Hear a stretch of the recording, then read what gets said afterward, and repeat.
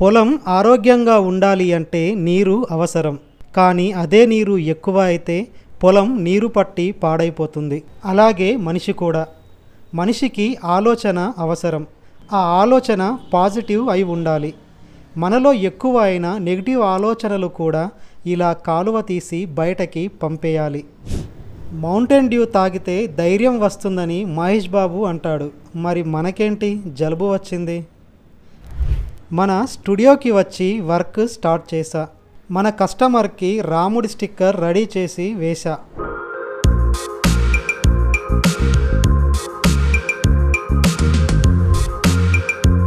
ఇక editing start చేశా. ఇక వర్క్ కంప్లీట్ అయ్యింది అని రిలాక్స్ అవుదాం అనుకుంటున్న టైంలో మన మరో ఫ్రెండ్ నరేష్ వచ్చాడు.